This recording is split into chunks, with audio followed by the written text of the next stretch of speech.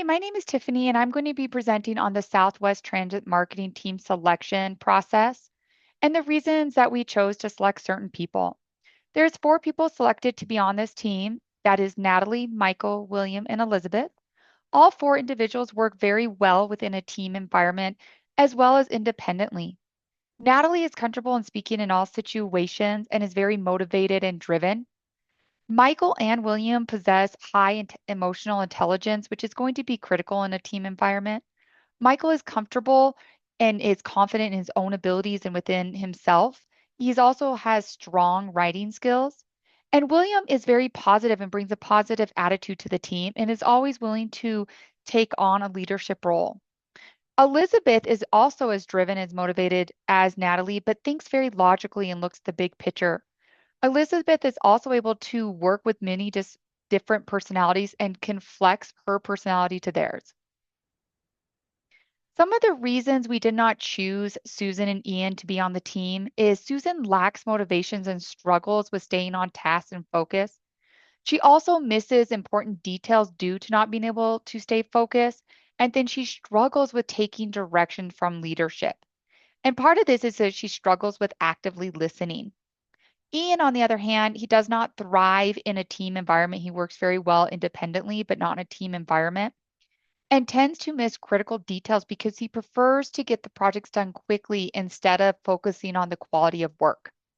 Because Ian does not thrive in a team environment, he gets very impatient with other team members, and this causes unnecessary team conflict. Some of the decision and criteria that I use when looking at a team selection is that the team members must have the ability to have, or they must have high emotional intelligence. They must be able to have good verbal and written communications. A lot of things can get lost in communication, and this is critical when you're working in a team environment. Also, they must be able to problem solve independently and do conflict resolution within a team. All team members must be reliable, flexible, and adaptable.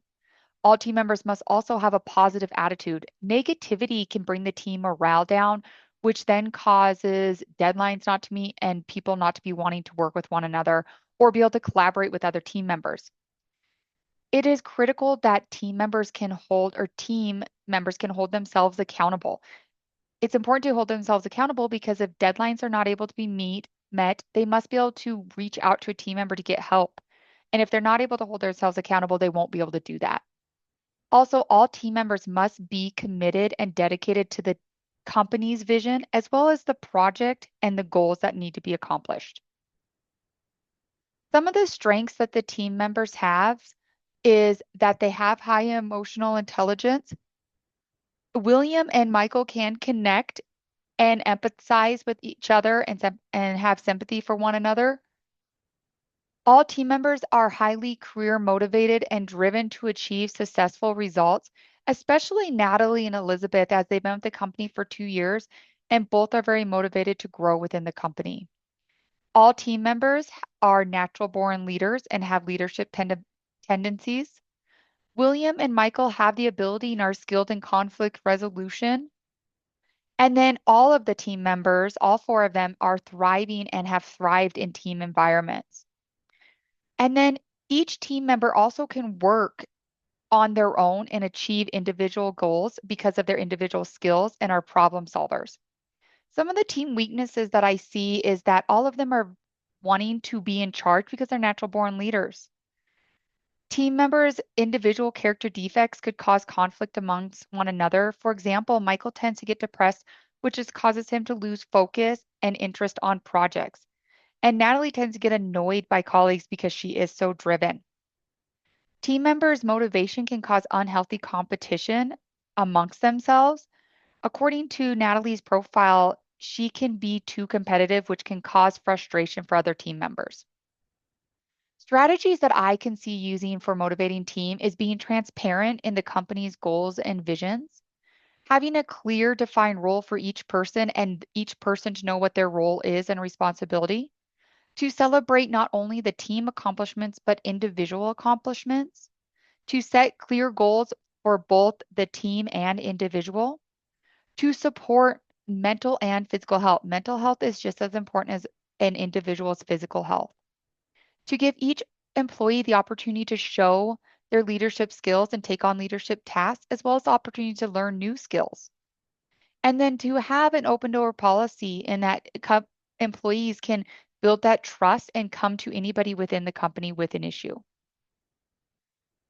There's lots of strategies to use for managing conflict. The one that I really like is the Thomas Kellyman conflict model.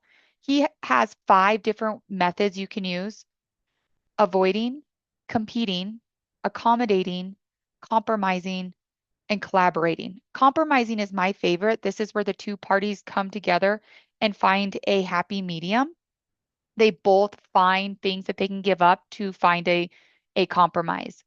Some of the important skills and behaviors needed for conflict resolution is active listening, asking pertinent questions, communicating not only verbally but non-verbally. Team collaboration is critical. Some of the team collaboration is having a clear communication channel, collaboration cadence, leveraging the technology you have, and building trust amongst everyone. Provide ongoing training and development, as well as define and communicate KPIs, which is key performance indicators, building in continuous improvement and providing feedback, and then celebrating everyone's wins. Continuous or conscious capitalism and team selections are critical. You have to know that your team has a higher value and is aligned with the company's values and ethics, and know that they are serving a higher purpose. So team selection needs to ensure that they focus on the stakeholders. Stakeholders can be employees and or customers, suppliers, or community. Last thing that you need to know is to understand the stakeholders' value, and you must identify roles and responsibility of stakeholders. That way, you can understand the stakeholders' needs and find a way to address those needs, and understand the stakeholders' concerns and find a way to address those concerns.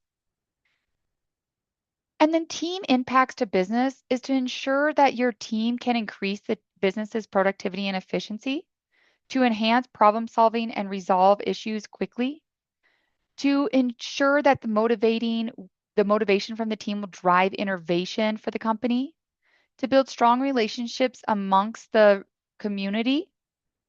This will help build success within the company and make the company more successful. I really appreciate your time and consideration for the team selection. Thank you very much.